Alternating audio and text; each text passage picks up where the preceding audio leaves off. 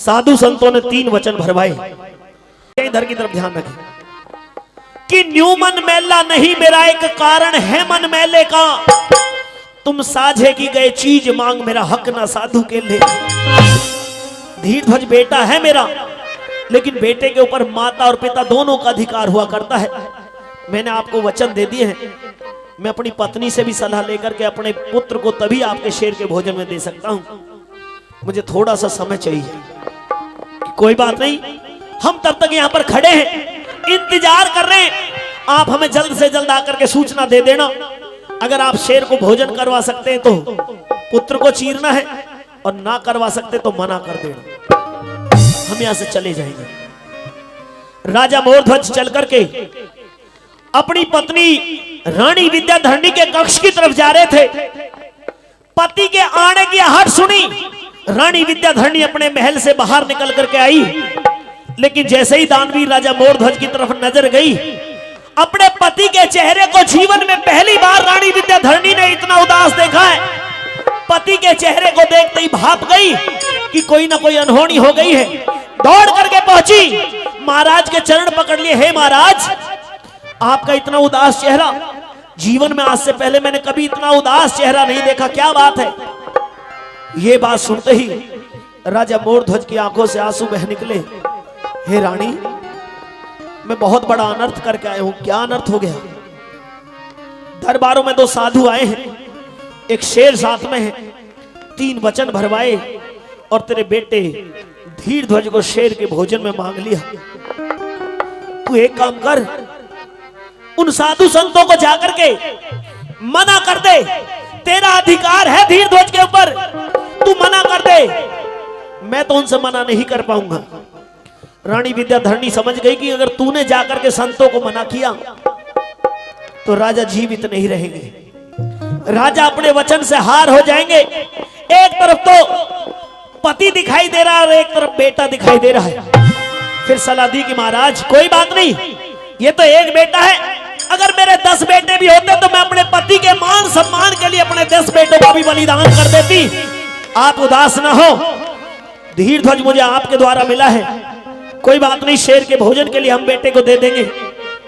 लेकिन महाराज, अब केवल मेरा और आप ही का अधिकार नहीं, अभी 3 रोज पहले जो पुत्र वधू लाजवंती घर में दुल्हन के रूप में आई है, शादी होने के बाद में आधा अधिकार पत्नी का भी पति के ऊपर हो जाता है, और उसकी अनुमति के बिना, उसकी मर्जी के बिना हम धीरध्वज को शेर के भोजन में नहीं दे सकते। इसलिए उससे भी सलाह करनी चाहिए। राजा ने भेजा कि तू जाकर के पुत्र वधू को भी मना। रानी विद्याधरणी पहुंची, जाकर के अपनी पुत्र वधू लाजवंती से कहा कि बेटी, तेरे धर्म पिता ने संतों को 3 वचन दे दिए हैं, संतों ने तेरे पति को शेर के भोजन में मांगा है, मैं तुझसे तेरे पति का दान चाहती हूं। तो पुत्र वधू लाजवंती ने एक सवाल किया कि पति तो आपका भी है, क्या आप अपने पति को किसी शेर के भोजन में दान में दे सकती हो? कोई जवाब नहीं बना। हाथ जोड़ करके खड़ी होगी कि नहीं, मैं अपने पति को कैसे दे दूं? 3 रोज शादी को हुए हैं, मैंने देख क्या लिया इस दुनिया के अंदर। हे सासू मां, मैं आपसे निवेदन करती हूं कि आप वापस लौट जाओ। पुत्र वधू के ये वचन सुनकर के रानी विद्याधरणी वापस लौट आई और राजा से निवेदन किया कि महाराज, आप उसके धर्म के पिता हो, सास से ज्यादा ससुर का मान बहू रखती है, वो आपकी धर्म की बेटी है, वो शायद आपका मान रख ले। एक बार मैं आपसे निवेदन करती हूँ कि आप ही पुत्र वधू के पास में चले जाओ। तो राजा मोरध्वज अपनी पुत्र वधू लाजवंती के पास में पहुंचते हैं और कैसे उनके बीच में सवाल और जवाब होते हैं, आइए सुनते हैं।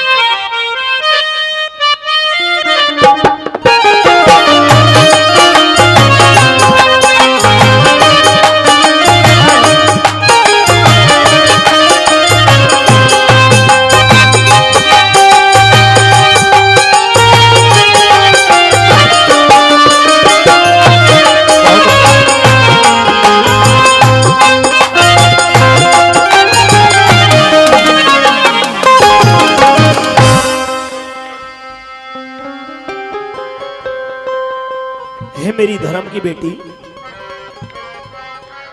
आइए पिताश्री, सबसे पहले तो ये धर्म की बेटी आपके चरणों में प्रणाम करती है।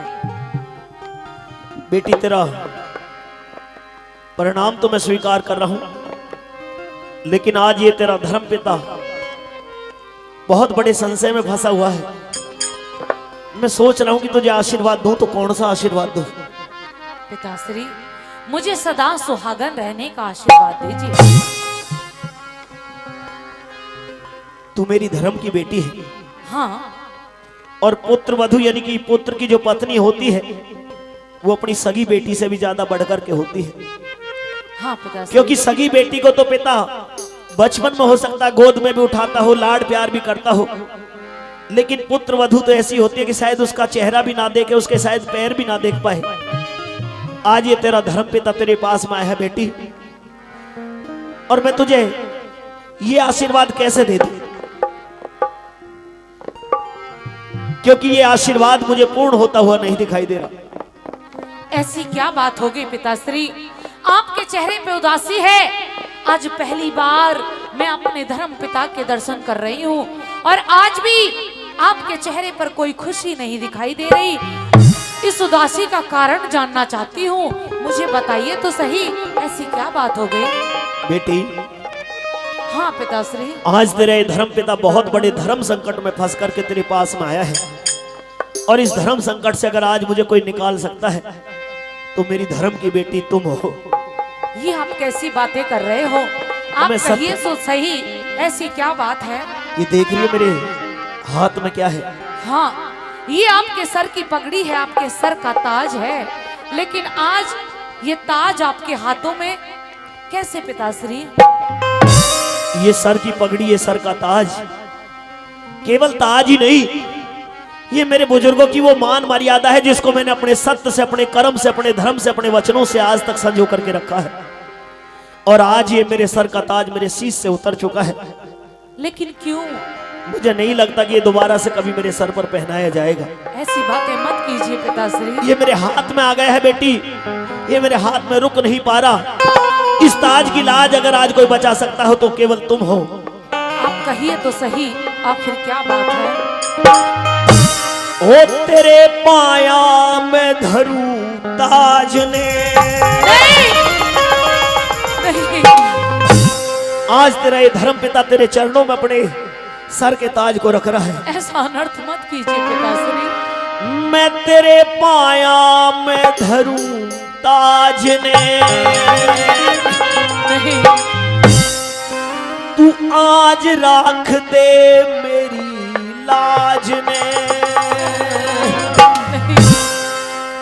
मैं तेरे पाया में धरूं ताज ने, आज राख दे मेरी लाज ने। तेरे पाया में धरूं ताज ने, आज राख दे मेरी लाज ने। बेटी में बाप तेरा, तेरे पाया में धरूं ताज ने, तेरे पाया में धरूं ताज ने।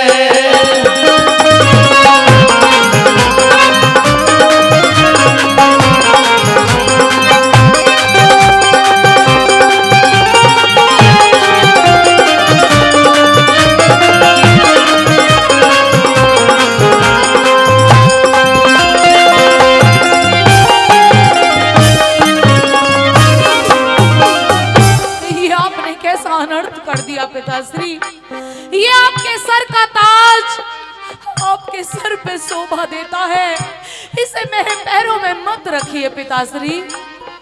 ये सर का ताज मैंने अपनी धर्म की बेटी, अपनी पुत्र वधु लाजवंती के चरणों में रखा है। नहीं, इस सर के ताज की लाज आज तेरे हाथ में है। बेटी तू चाहे तो इसे उठा करके अपने धर्म पिता के शीश पर पहना करके इसे यहां से भेज देना, और तू चाहे तो इस सर के ताज को उठा करके दूर रख सकती है। मैं आपसे कुछ कहना चाहती हूँ, कहिए। सुनिए।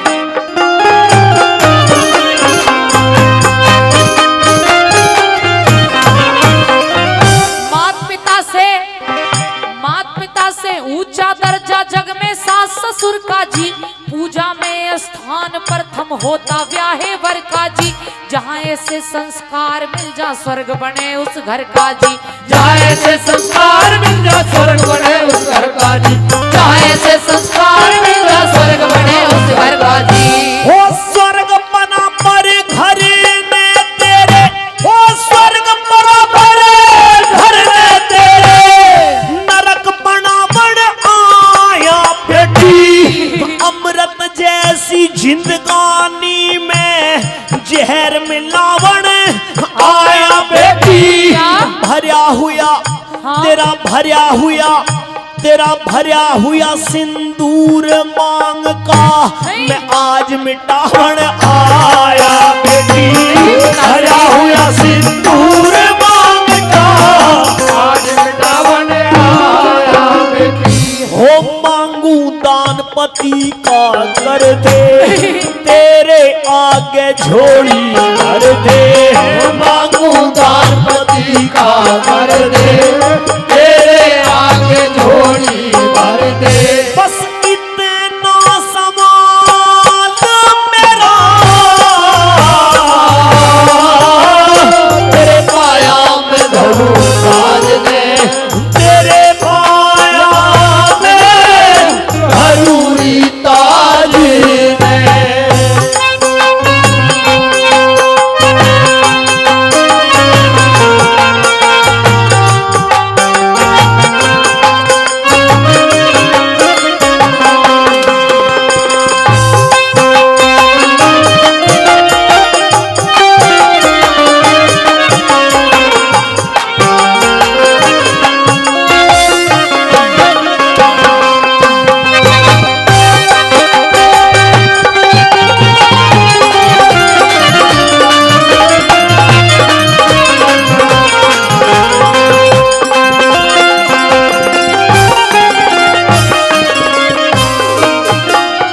आज तेरा ये धर्म पिता तुझे कोई आशीर्वाद देने के लिए, तुझे कोई खुशी देने के लिए यहाँ पर नहीं आया, बल्कि बेटी तेरे जीवन की वो सारी खुशियां छीनने के लिए तेरे पास में आया है।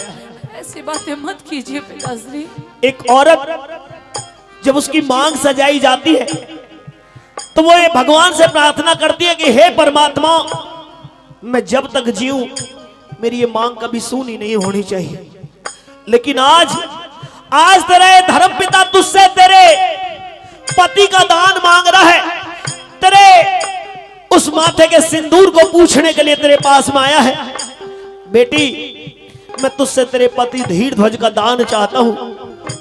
अगर तूने दान कर दिया तो स्कूल की मान मर्यादा बची रह जाएगी, वरना आज जो भी आज तक मैंने हमारे पूर्वजों का कमाया है, जो भी उनका नाम कमाया, सम्मान कमाया, वो सब कुछ व्यर्थ हो जाएगा। बेटी, अगर आपको अपने बेटे को दान में देना था तो मेरी शादी क्यों करके लाए थे पिताश्री?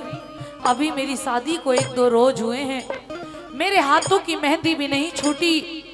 मेरी सारी जिंदगी बिना पति के कैसे कटेगी? और अगर दान में ही देना था तो मेरे पास में नहीं आना चाहिए था, क्योंकि धीर ध्वज पहले आपका बेटा है, बाद में मेरा पति। हे बेटी, आज तेरे किसी भी सवाल का जवाब तेरे इस धर्म पिता के पास में नहीं है। मैं तुझसे निवेदन करता हूं, प्रार्थना करता हूं कि आज तू मेरे सामने कोई सवाल ना कर, मुझे सवालों के घेरे में ना घेर। अगर तुझे अपने पति का दान नहीं देना तो तू इनकार कर दे, मना कर दे, मैं यहां से चुपचाप लौट जाऊंगा। लेकिन एक बात याद रखना बेटी, अगर आज तूने इनकार कर दिया, तो अगर आज तूने अपने पति का दान अपने धर्म पिता को नहीं दिया, तो जीवन में दूसरी बार तू अपने इस धर्म पिता का कभी चेहरा नहीं देख पाएगी। ऐसी बातें मत कीजिए पिताश्री। सुनिए,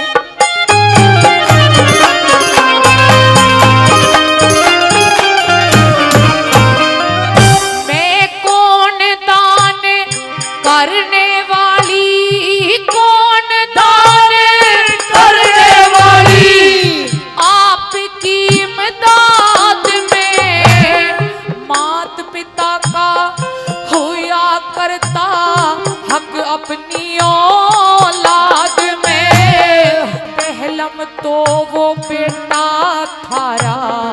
पति मेरा बाद में, पहलम तो वो बेटा धारा पति मेरा बाद में, पहलम तो वो बेटा धारा पति मेरा बाद में। हो माँ पिता से ज्यादा बेटी, हो माँ पिता से ज्यादा बेटी, पत्नी का अधिकारी हो से, सती वीर तो जती मर्द की, जड़ में ताबे दार हो से, प्राणपति तो इस दुनिया में जीवन का आधार हो से, प्राणपति तो इस दुनिया में जीवन का आधार हो से, हो आन बान कुल की मर्यादा, हुआ करे से जान से ज्यादा, बार बार कुल की मर्यादा,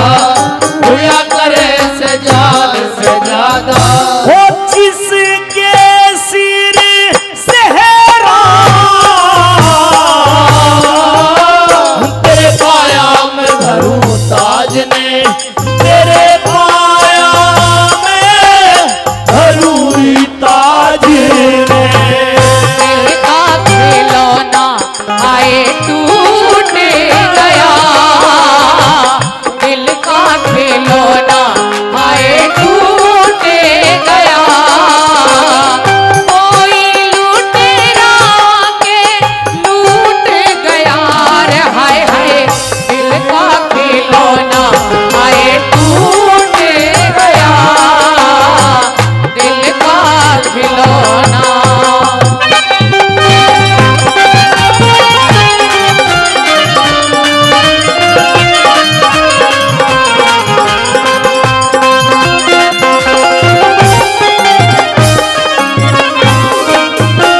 पिताश्री, मेरे पास जो भी कुछ है सब ले जाइए, लेकिन मेरे पति के प्राणों को बचा दीजिए। मैं आपको अपना सब कुछ देने के लिए तैयार हूँ।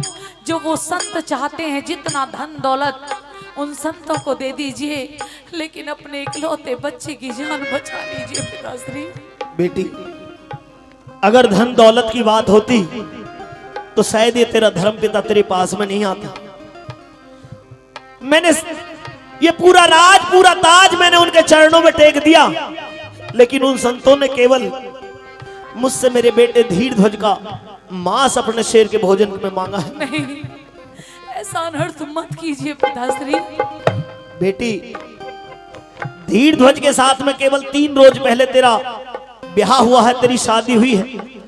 3 दिन पहले तू धीर ध्वज की जिंदगी में आई है, लेकिन धीर ध्वज मेरा तो वो इकलौता बेटा है जिसको मैंने पाल पोस करके, लाड प्यार दे करके, उंगली पकड़ करके चलना सिखाया, जिसको कभी धूल तक नहीं लगने दी। धीर ध्वज तो मेरे जिगर का टुकड़ा है, लेकिन क्या करूं, इस कुल की मान मर्यादा, इस कुल का मान सम्मान, वो सब कुछ खत्म हो जाएगा अगर मैंने इनकार कर दिया तो। इसलिए मैं तुझसे हाथ जोड़ करके प्रार्थना कर रहा हूं बेटी। मैं भी आपसे कुछ विनती करना चाहती हूँ, सुनिए।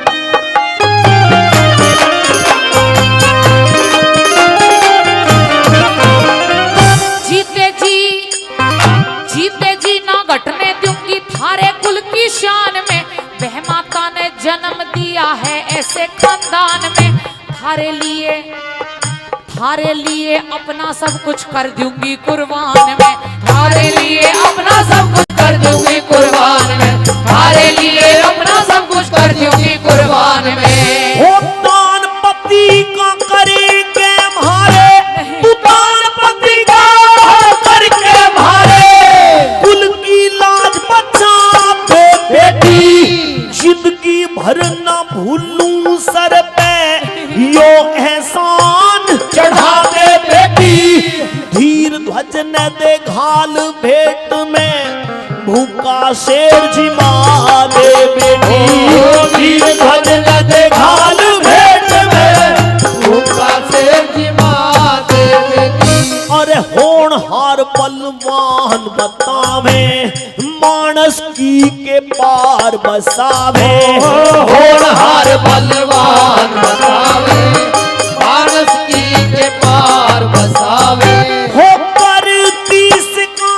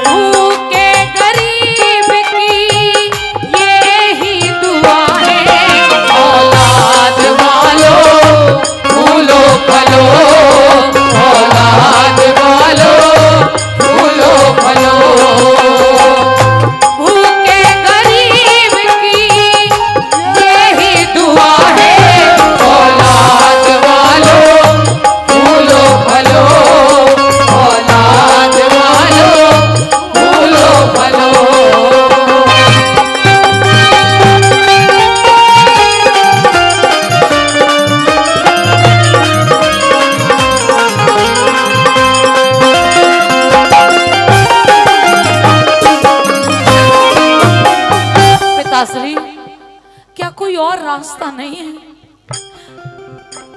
बेटी, इसके अलावा कोई और रास्ता ना तो है और ना दिखाई दे रहा। अगर मैं अपने पति का दान ना दूं तो कोई बात नहीं, तेरा अधिकार है धीर ध्वज के ऊपर, तू मना कर सकती है। तेरे धर्म पिता चुपचाप यहां से लौट जाएगा। लेकिन बेटी, हाँ, बेटी दो कुलों का मान रखती है, पीहर का भी और सासरे का भी। तू मेरी धर्म की बेटी है। तूने जब तक अपने पिता के घर पर रही, अपने पिता का, अपने माता पिता का मान सम्मान रखा, और शादी होने के बाद में तेरे हम धर्म के माता पिता हैं। इस कुल की भी मान मर्यादा तेरे हाथ में है बेटी। तू चाहे तो अपने कुल की लाज को बचा ले, और तू चाहे तो इनकार कर दे, मना कर दे, क्योंकि तेरा अधिकार है धीर ध्वज के ऊपर। लेकिन होगा क्या? होगा यही कि जीवन में दूसरी बार अपने धर्म पिता को कभी देख नहीं पाएगी तू। मैं यहां से चुपचाप लौट जाऊंगा, कुछ नहीं कहूंगा तुझसे। दासरी, आपने मुझे धर्म संकट में डाल दिया। एक तरफ कुआं, दूसरी तरफ खाई। एक तरफ तो मेरा पति है और दूसरी तरफ कुल और खानदान की मान और मर्यादा है। अगर मैं दान ना करूं तो इस खानदान की इज्जत मिट्टी में मिल जाएगी। तो पिताश्री, जाइए, ले जाइए अपने बेटे को। अगर कोई और रास्ता नहीं बचा तो ले जाकर के सिंह की भेंट चढ़ा दीजिए। मैं बिल्कुल भी मना नहीं करूंगी, लेकिन आपसे एक प्रार्थना जरूर करना चाहूंगी पिताश्री। अगर उन संतों का शेर मेरे पति के मांस के भोजन से नहीं झिके तो अपनी इस बेटी को ले जाकर के उस सिंह की भेंट चढ़ा देना।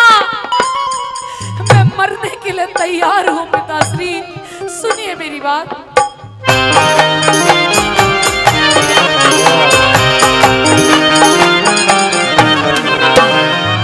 मेरे थारे अर्पित किया पति, थारे अर्पित किया पति, अपना फर्ज निभाना से संतों वाला कई रोज का भूखा शेर जिमाना से। मेरे पति से नहीं छिक्याते मेरा मांस खुबाना से। मेरे पति से नहीं छिकाते मेरा मांस खुबाना से। मेरे पति से नहीं छिकाते मेरा मांस खुबाना से। हो जिसने बेटी जन्म दिया, हो जिसने बेटी जन्म दिया, वो धन धन तेरी जननी माई। फिर छाती से चिपका ली बहू, आंखों के में आंसू लाई। इंद्रपाल जोड़ी वाला कम से भरी करे कविताई। इंद्रपाल जोड़ी वाला कम से भरी करे कविताई। अरे हे ईश्वर तेरी अद्भुत माया, भेद किसी को ना पाया। हे ईश्वर तेरी अद्भुत माया, भेद किसी को ना पाया। कद काट्याना तेरा तेरे पाया में धरूं ताज ने, आज राख दे मेरी लाज ने। तेरे पाया में धरूं ताज ने, आज राख दे मेरी लाज ने। मैं बेटी तू बाप मेरा, तेरे पाया में धरूं ताज ने। तेरे पाया में धरूं नी ताज ने।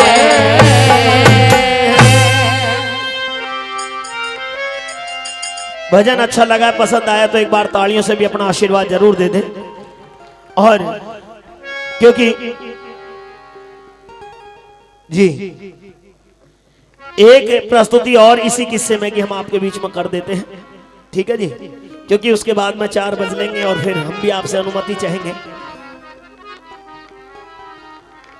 हाँ, इनकी तरफ से भी करवा देंगे। पहला भी ये सुन लो, ये 200 रुपए का सम्मान हमारे आदरणीय एडवोकेट साहब की तरफ से भी और आदरणीय सरपंच साहब की तरफ से दिया गया है। हम उनका तहे दिल से बार बार धन्यवाद करते हैं। अभी आपने सुना पुत्र वधु लाजवंती ने यह कह दिया, अगर कुल की मान मर्यादा की बात है तो मैं भी इस कुल की मान मर्यादा को गिरने नहीं दूंगी। अगर आपने मेरे पति के लिए संतों को वचन दिया है तो जाइए धर्मपिता जाइए, मैं अपने पति का दान शेर के भोजन में आपके लिए कर रही हूं। पर एक बात यह भी कह दी, अगर मेरे पति के मांस से संतों का भूखा शेर ना झिके तो आप संकोच ना करना, आपकी ये धर्म की बेटी ये भी अपने शरीर का दान करने के लिए तैयार है।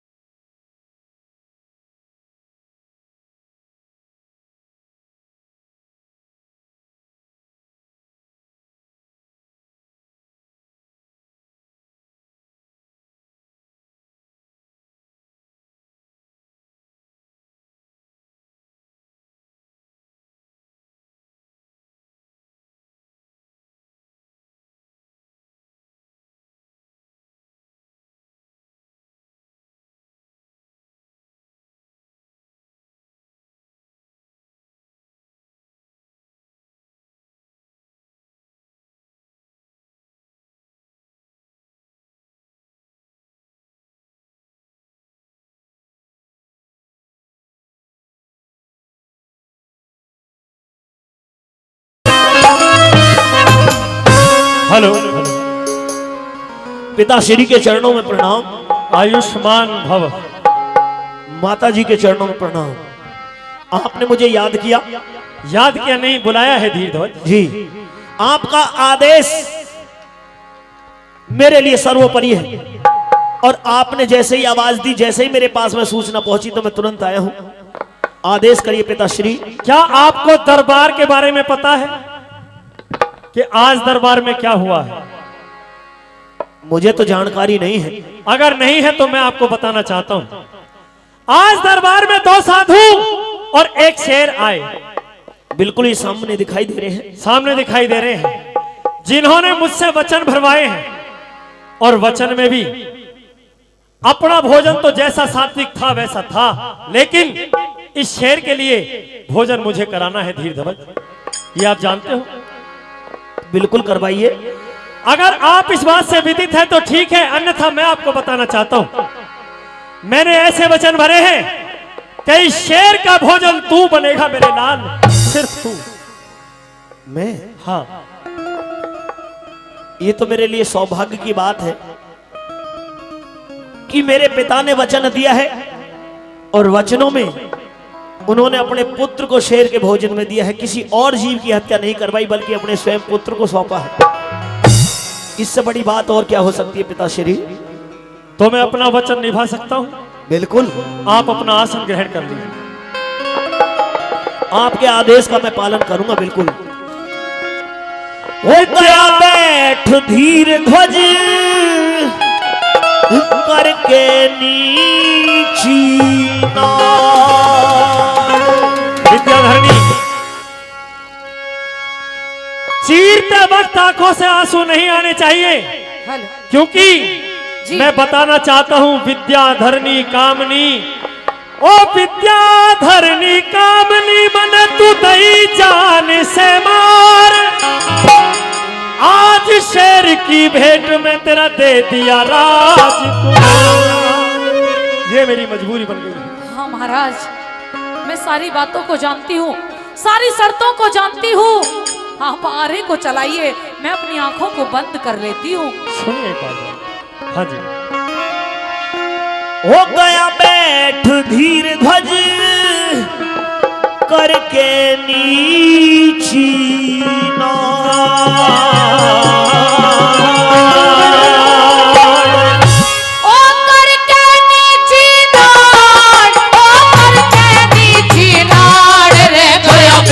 धीर धजे करके नीची नाड़, हो गया बैठ धीर धजे करके नीची नाड़।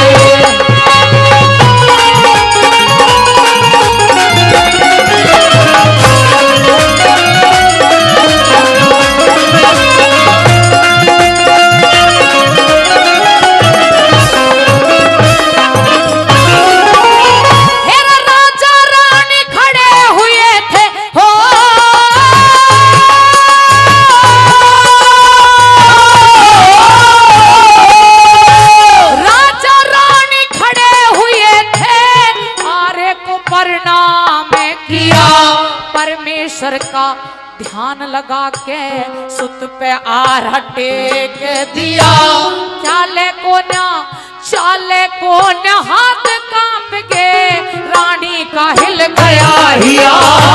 चाले को न हाथ कांप गए, रानी का हिल गया हिया।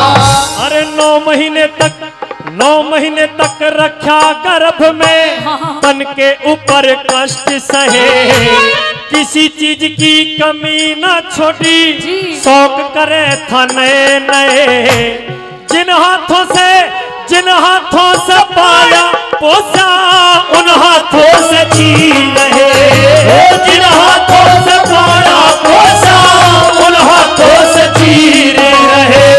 माँ की छाती का पड़ लागी, माँ की छाती का पड़ लागी, बेटे कर लियो लाड़।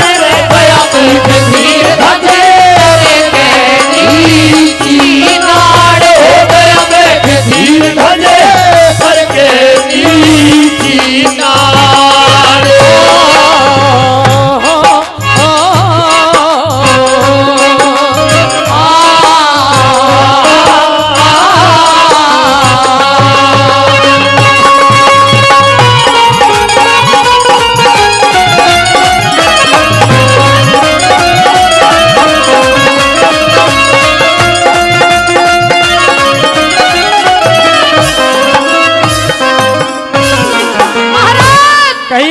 मुझसे ये हारा नहीं चलता। अगर आज तेरा दिल कमजोर हो गया विद्याधरणी, तो कहीं ऐसा ना हो कि इस पृथ्वी लोक में इस राजा मोरध्वज की थू थू हो जाए। मैं वचनहार नहीं होना चाहता। लेकिन महाराज, जिस बच्चे को 9 महीने तक गर्भ में रखा, पाल पोस करके इतना बड़ा किया, आज उस बेटे के ऊपर कैसे आरा चलाऊं महाराज? क्या तुझे लगता है कि मेरा हृदय नहीं है, ये मेरी इकलौती संतान नहीं है?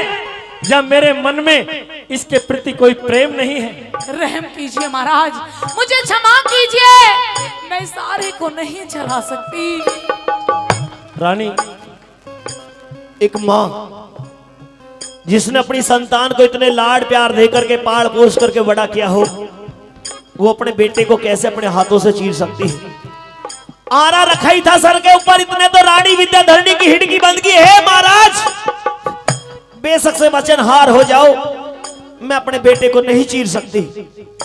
पिता की भी आंखों में आंसू देखे, माता को रोते और बिलखते हुए देखा, तो वो आज्ञाकारी पुत्र धीर धो समझ गया कि तेरे पिता और तेरी माता तुझे चीर नहीं सकते। तो खड़ा होता है और अपने पिता से भी और अपनी माता से भी एक निवेदन करता है।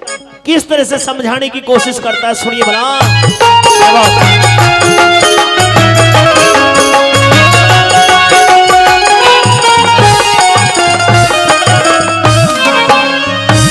मात पिता की हालत देखी, मात पिता की हालत देखी, यूं बोला फिर राजकुमार, ममता के चक्कर में पड़ के मत ना जाना बाजी हार। ऐसा मौका मिलता को ना, दानवीर ने बारंबार। ऐसा मौका मिलता को ना, दानवीर ने बारंबार। वचनों खातर सर दे देना, वेदों में न्यू छंद जड़े, ऋषि दधीचि हरिश्चंद्र के क्या ना तुमने इतिहास पढ़े। कर सत्कार जी माँ भोजन, द्वारे भूखे संत खड़े। कर सत्कार जी माँ भोजन, द्वारे भूखे संत खड़े। अरे रही आत्मा तड़प शेर की, रही आत्मा तड़प शेर की, ऊपर हाथ हाड़ रह गया बैठ धीर ध्वजे, हर के नीची नाड़ हो गया बैठ धीर ध्वजे, हर के नीची नाड़।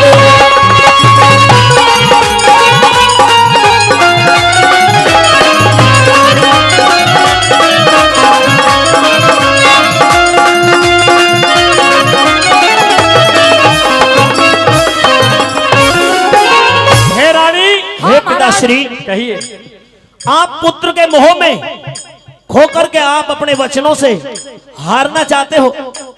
आपके द्वार पर ये साधु आए हैं, आपने आपसे जो वचन मांगे उनको वचन को पूरा करने में आप संकोच कर रहे हैं, जबकि आपके पास में बेटा मौजूद है।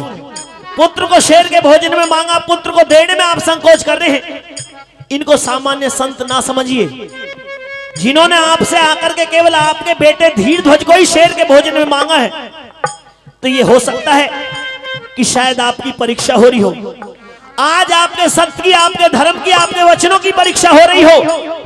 और आज अगर आप इस परीक्षा में विफल हो गए तो फिर आपका कुछ नहीं बचेगा। इसलिए मैं निवेदन करता हूं पिताश्री और माताजी, आपसे भी अनुरोध करता हूं, निवेदन करता हूं कि पुत्र की ममता को अपने दिल से दूर करिए और इस आरे को उठा करके इस पुत्र को चीर करके इन संतों के शेर के भोजन के लिए दीजिए। आप जानते नहीं हो, राजा हरिश्चंद्र, सत्यवादी राजा हरिश्चंद्र ने अपने वचनों के कारण अपनी पत्नी को, अपने पुत्र को बेच दिया और अपने वचनों के कारण, अपने सत्य के कारण ही अपने बेटे की चिता पर भी कर लिया था। आप उन चीजों को भूल रहे हैं। ये मैं भी जानता हूं। दधीचि ऋषि ने अपने शरीर का दान किया देवताओं के जीत कराने के लिए, और आप पुत्र को शेर के भोजन में देने में संकोच कर रहे हैं। आपसे मैं निवेदन करता हूं, प्रार्थना करता हूं कि ये आपकी शायद धर्म परीक्षा है, इस परीक्षा में विफल मत हो जाना पिताश्री। परीक्षा बड़ी कठिन है मेरे लाल, पर हाँ विद्याधरणी महाराज, शायद हमारा बेटा सही कह रहा है। मैं भी अब जब अपने धर्म के बारे में सोचती हूँ तो मुझे भी लगता है कि हमें आरे को चलाना चाहिए। सिर्फ एक ही बात का ध्यान रहे, क्या? आरा चलाते वक्त तुम्हारी आंखों से अगर आंसू आ गए विद्याधरणी, तो ये समझ लेना कि मोर ध्वज का लाल भी गया और मोर ध्वज के वचनहार होने के पूरे पूरे आपके सामने। महाराज कोशिश तो पूरी करूंगी, आरा दीजिए। ये लीजिए।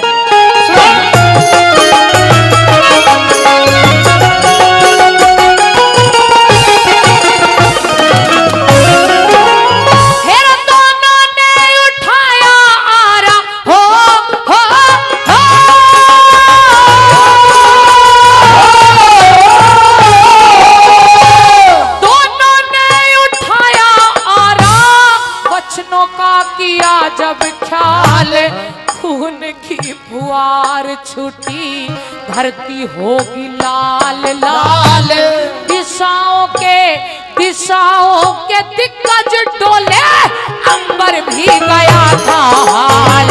दिशाओं के दिग्गज डोले, अंबर भी गया था हाल। ओ पाठी का पुराना आरा, पाठी का पुराना आरा, डाके में अटके था। नाजुक था शरीर लोगों, जी छोरे का बटके था। निराला था सीन भाइयों, कालजे में खटके था। ओ निराला था सीन भाइयों, कालजे में खटके था।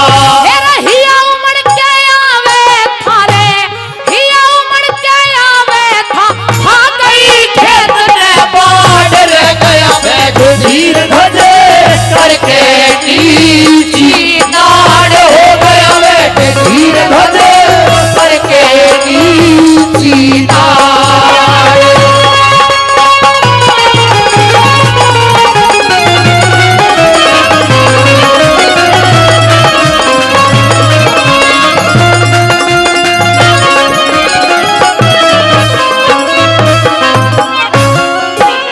आरा चलना शुरू हो गया, बेटे की दो फाड़ होनी शुरू हो गई। पूरे दरबार में त्राही मच गई। महाराज क्या कर रहे हो? अपने बेटे के दो फाड़ करके उसके बाद शेर को डालोगे? अरे मैं मरूंगा लोगों ने खूब कहा, लेकिन राजा ने नहीं सुना। सजनों, जब यह दृश्य उस दरबार में चल रहा था, स्वर्ग से देवता भी देखने के लिए खड़े हो गए कि आज से पहले ना तो ऐसा दान हुआ और ना शायद आज के बाद ऐसा दान हो। क्या लिखा आखिरी बात में, कैसे हो रहा?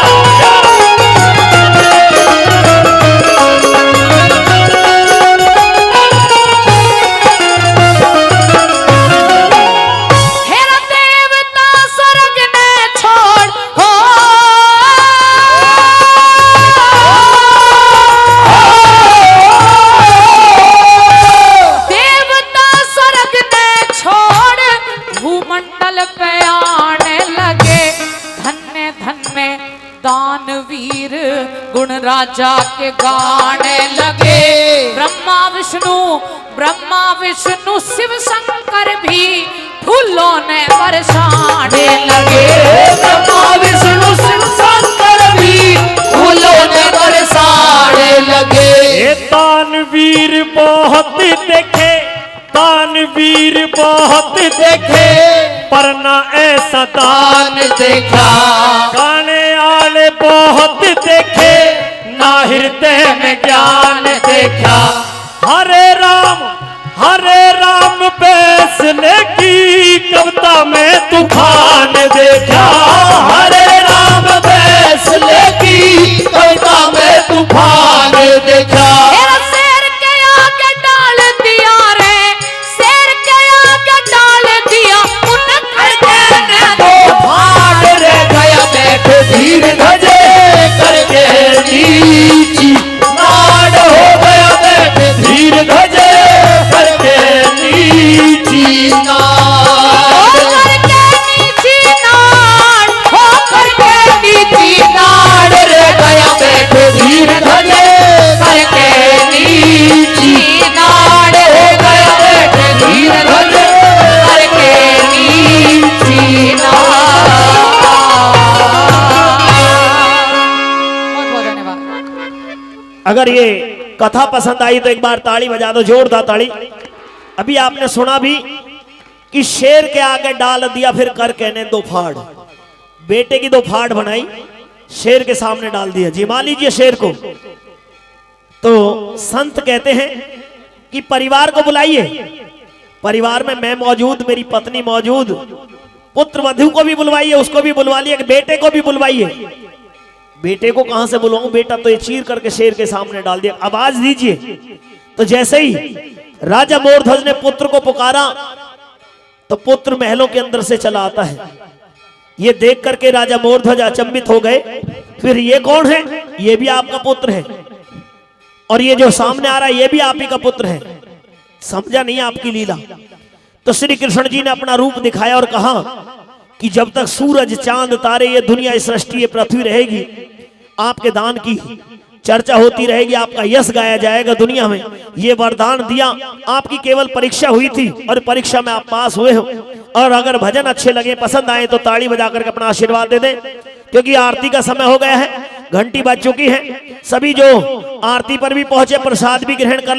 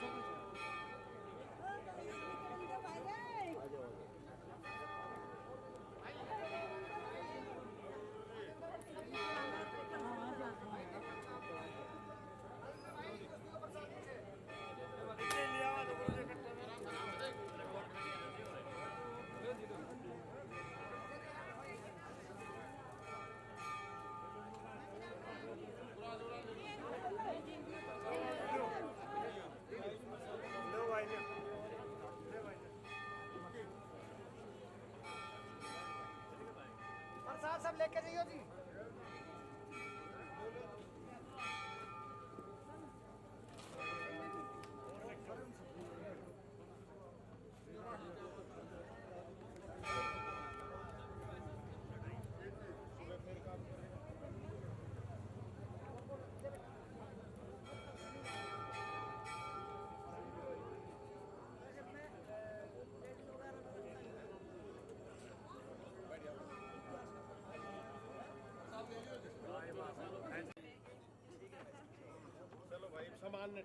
हाँ सामान ने ठाओ भाई।